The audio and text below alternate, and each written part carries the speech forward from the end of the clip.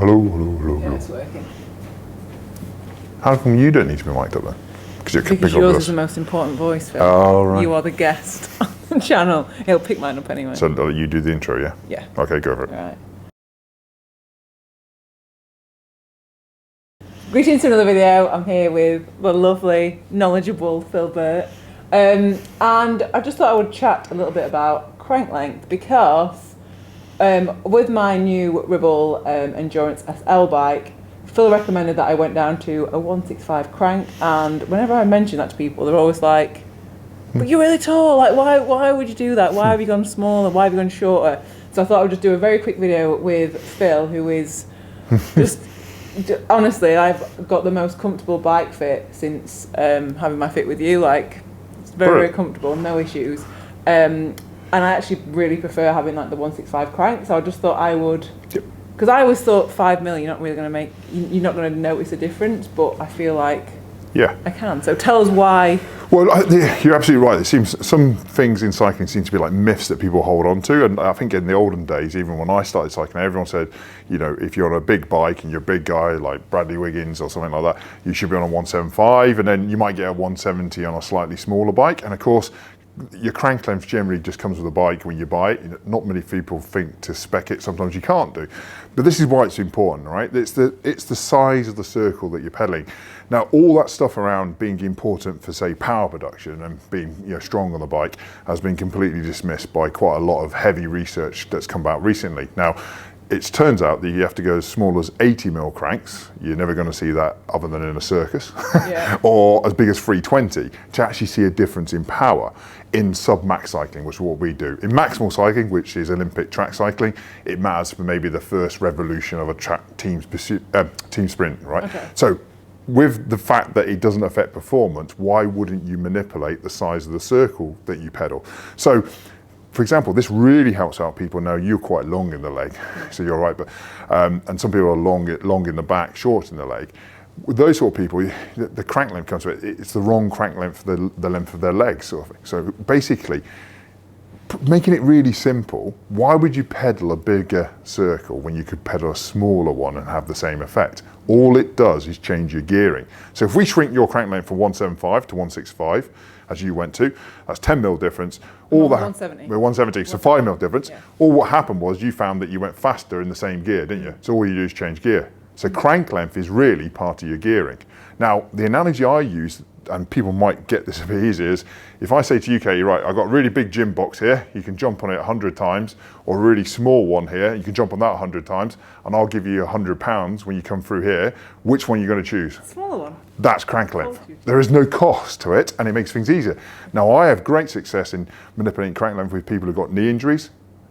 Cycling is great for knee, but the most common injury is a knee injury. Yeah. But why would you do a big, make your knee go all the way up and then all the way down? It's a bit like, remember a duck on water. You don't want to be a duck going like this underneath the water. You want to be nice and so are there any negative impacts that you get from getting a shorter crank?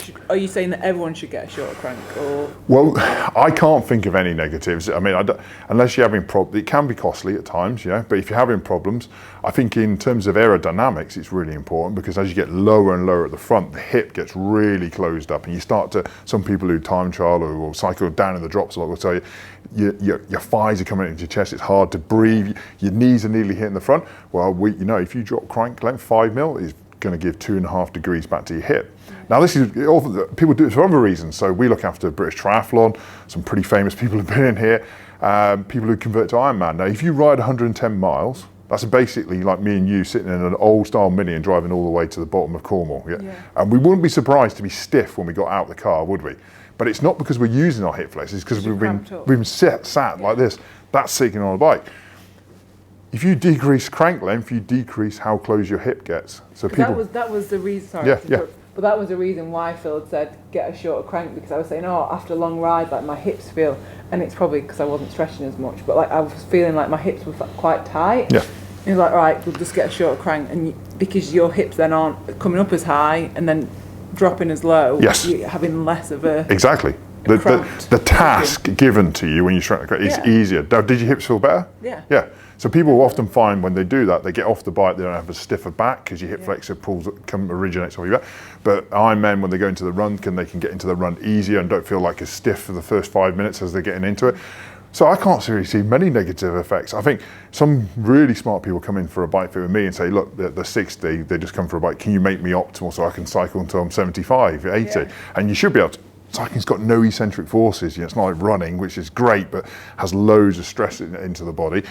So I'm basic with those guys. You just say, well, if you think about it, smaller circles, more stable. Yeah.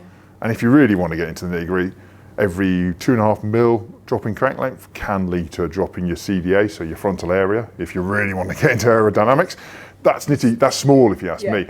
What I like about manipulating crank length is you can keep, it basically makes the task of cycling slightly easier. It also helps out if you want to get in a more aggressive position, say you're progressing your cycling and you want to drop your front end and you want to bring up your saddle, if you drop your crank length, that helps you get up and over the bottom bracket and because your hips aren't getting as closed again. So everyone should just be on short cranks? I think what you're finding now is that, why 175s? Yeah.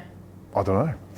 I don't know. What I think is it's democratizing cycling, having smaller crank lengths, So height is not correlated to what crank length you should have, really?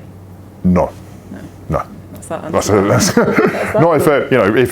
if you think about it. In Rio, our team pursuiters rode 165 for those reasons I just described to you, and that's like a man of Bradley Wiggins who's 6'4". It's more crank length for the task of what you're doing. Yeah.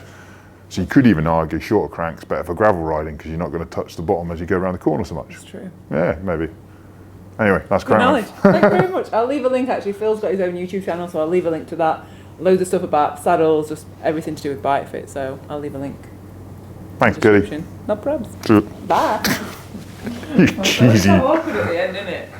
Oh no. So, no. Like, okay, all right. And they go, no, look. I said I had to get really, so it was getting really cheesy, and I had to look into the camera then because they had a weird, they weren't quite as good as you. And I go like this, and it was just funny. Got pat back on. It's bloody freezing, isn't it? That was a good chat, actually. See how it goes. Knowledgeable. Well, it is. Yeah, why want? It is interesting. Why want? If you get nobody I do it to. I'll just show you an email I got this morning. Just put the 165s on. Oh my God, it's amazing. It just feels so much easier.